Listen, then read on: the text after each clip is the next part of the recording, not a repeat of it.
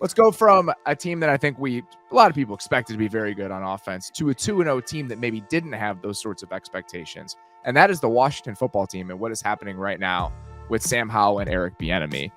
I'm curious, after watching this game, how much of this offense looks familiar to you? Because obviously you spent a ton of time in Kansas City with Andy Reid. Eric Bieniemy was the running backs coach there. He's now the offensive coordinator in Washington. So how much of this jumped out to you as familiar when you were rewatching the game? Almost all of it, honestly. I mean, listen, I was in the offense in its early days.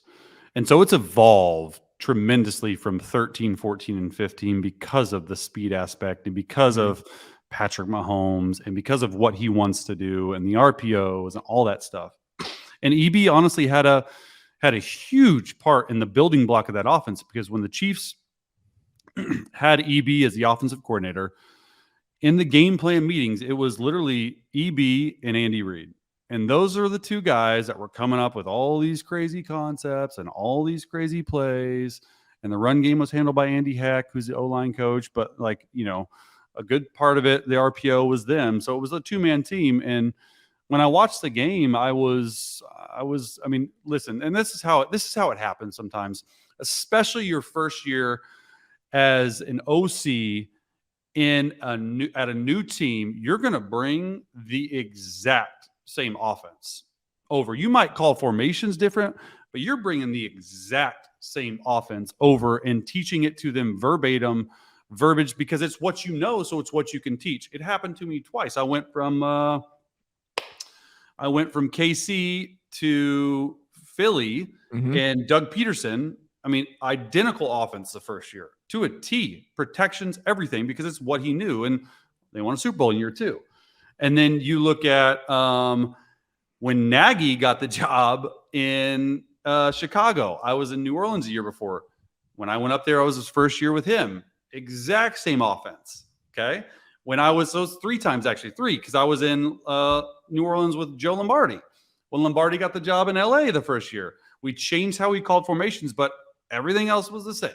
There were some few verbiage changes, but that's what he knows. That's what he feels like. But I was just more impressed with Sam Howell and how he's handling the offense. What jumped out to you about that? Because I was also very impressed with Sam Howell and how he was handling the offense. I mean, Ron Rivera's a wizard, a genius. Like you were able to see that Sam Howell, and it's only 2 games. I get it. Lower the expectation. But I mean, you saw what Sam Howell had last year against Dallas, and you were like, he's a starter. Doesn't even need to be. It was not a competition. Like, don't give me that. It wasn't a competition. It was like, hey, you're going to be the guy. And I almost like how he did it, because nowadays people want to like, hey, it's a competition. It would almost like let him build the confidence, build what he had with the ones and with the first offense, and get that camaraderie down. And it's paying dividends for him. And it just, I mean, he just looks calm. Like, he just looked calm. He looked, for a first year in the offense, I mean, they're doing some stuff now. That offense can become complicated.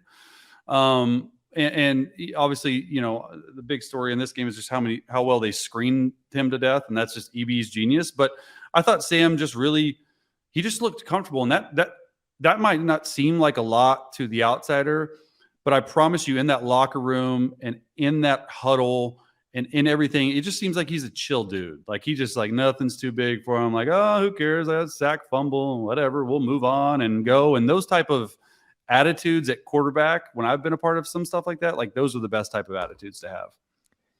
His biggest strength at this point also seems to be his biggest weakness, in that he's just going to stand in there and let it rip. And that's part of the problem, is that he's taken a ton of sacks so far, and he's gotten hit a lot. So he's taken 10 sacks so far this season. That stat I mentioned about Bryce Young, that pressure to sack percentage, Bryce Young's down near the bottom of the list. Sam Howell's number 1 in the NFL. About 36% of his pressures are turning into sacks right now. Wow. And some of them are worse than others. Like, he took a bad sack on the edge of field goal range in this game, etc. But he also is standing in there and making some really tough throws as the pocket closes in. So as a quarterback coach, as an offensive coordinator, you probably don't want to coach too much of that out of him, because his willingness to stand in there and let some of these throws rip on some of these more vertical concepts is part of what's making this offense hum. I mean, he's standing in there till the last second, almost to his detriment, like you said. I have 3 or 4 times in here I was like, I literally wrote down, wow, stood in the pocket, got smashed. Next note, he got harassed early in the game, no time, like all these. And I'm like, okay, I'm seeing it like that. And it never seemed to bug him. And that is like probably for a young starter learning still how to play a game, because he's only started, 3 games? This was his third game start, which is wild to me. Like that can't be like taught. Like it can be taught, like, bro, don't get hit, we need you. It can't get taught like just standing in the pocket and the courage it takes with these massive human beings chasing you down and trying to legitimately kill you. Like that can't be taught. And so that to me just showed, and it shows the team, like, dude, this guy will stand in there. It shows the O-line, like, yeah, man, I got a dog in front of me. Like, even if I lose, like, he made a little throw, not a little, he made a throw on the right sideline. It was going left to right on a little cell corner route.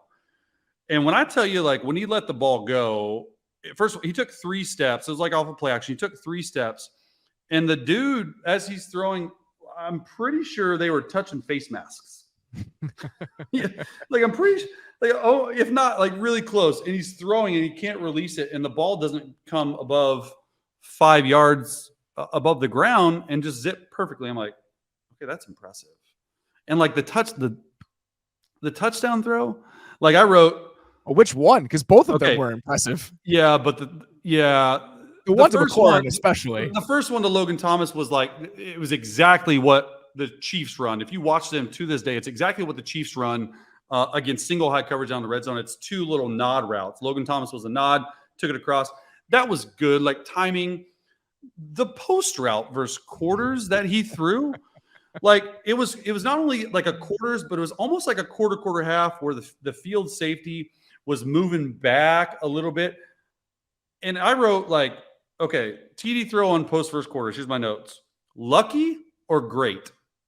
And honestly, it doesn't matter because it was complete. Like, it doesn't matter. Like, the ball, like, he was on the 30-yard line. The ball, I mean, on a post route, he almost drove it like a bang 8, like a glance route. Like, it just had enough to get over the front safety and then barely got through from that drop kicking safety. And I just said, I had to because I was like dealing with my daughter and trying to watch. And I was like, oh, this play, as soon as he let it go, I'm like, oh, it's incomplete. He threw it away. And then I go to the next play, and then the next play is like a new drive. I'm like, hold on, what? And then he completed it because I didn't see it live. And I was just like, oh, man, like that was impressive. Even the willingness to throw that ball is what jumps out to me. Like the conviction and the aggressiveness that he's playing in within that offense is really cool to see for a guy in his 3rd start. And what's also awesome is that the playmakers within that offense justify the aggressiveness. When you're watching them play right now, they have so much heat coming at you in the passing game with Dotson, Samuel, McLaurin, and then you combine that, the vertical element of it, which they have a ton of, and I think is going to be really fun to watch, which is a really well-designed screen game. And those 2 components in concert with one another makes for an offense that, at least on Sunday, was truly a pleasure to watch. Like going back through that, I was like, holy shit, this is good stuff. The out and up to the tight end, and with 20 seconds left in the 2-minute drill, was a beautiful throw. And even the big plays are great, and I love that he's willing to stand in there and let it rip. What I was really impressed by in this game, they got behind the chains a decent amount. Couple holding calls, couple early sacks, couple negative runs, and how calmly they were getting half of it back, a third of it back, being able to still function offensively. There was a hold in the 3rd quarter, made it 1st and 20. He comes back. It's 3-by-1. McLaurin's on the backside, comes off the front side immediately and throws the little dig to McLaurin to make it 2nd and 10. It's not the biggest play in the world. It's not the most important thing in the world, but to go from 1st and 20 to 2nd and 10 and see that sort of decision-making in that situation from a quarterback in his 3rd start, it's hard not to get excited about little stuff like that. Well, and it just tells me that it's being taught really well too, right? Like EB's teaching it like he wants it, and all this storyline came out in EB. Oh, they're too hard on us. He's too this and that. Like, man, look what, like, just trust him, because I've been with him. I've been with him for 3 years. Just trust him. And another thing you said, those getting behind the sticks. What I was impressed with, they were down 18 points 20 minutes into the game. Yeah. So on the road, 3rd start for a new quarterback, like you could easily go in the tank, because I've been there and I'm like, man, this just seems so impossible to climb out of, like insurmountable. But they scored 11 points the last minute 47 of the half, and I think that was a turning point of the game.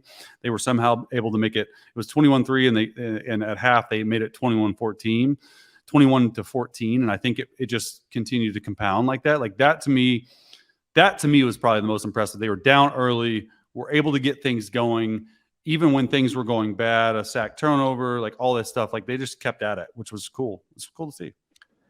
The concepts that are just native to this offense, very fun to watch. I'm excited to watch it. It was also cool. They ran that same little wheel stop that you're talking about to McLaurin at some point in this game. And when you have the level of juice they have at receiver, straight up stealing from whatever the Dolphins are doing makes a lot of sense when you have this skill set. So I was tepidly optimistic about this offense and about him coming into the year based on the way he played against Dallas last year, what he looked like in the preseason, the receiving talent that they have. I was very impressed. And really the only thing that kind of gives me some pause and makes me a little bit concerned is that he's just getting the shit kicked out of him. He's gotten hit 16 times in the first 2 games. He got sacked 4 times in this game. Easily could have been 6. He threw the ball away once in a desperation heave. He's like about an inch off the ground. Yeah, and then there was another sack that was negated because of a face mask. So his safety within the pocket is really my only concern after rewatching that offense, because every other aspect of it looks pretty darn good right now. Yeah, I agree. 100%. One more question about this. You mentioned this, and I think it's an important conversation. Okay. So you have Matt Nagy bringing the wholesale Chiefs offense to Chicago. You have Doug Peterson bringing wholesale the Chiefs offense to Philadelphia. What are the reasons that goes right or wrong? Why do some guys succeed when they're trying to bring certain packages with them, and why do some guys fail? Is it just a failure to innovate over time when it comes time to tweak it, when it comes time to evolve it? Is that where the coaches separate in those situations? Yeah, I think it's a failure to innovate. And I also think it has to do with personnel too. Like not all teams are built the same. Not all teams are, you could have a new GM and a new head coach at one point, and this head coach is the offensive guy.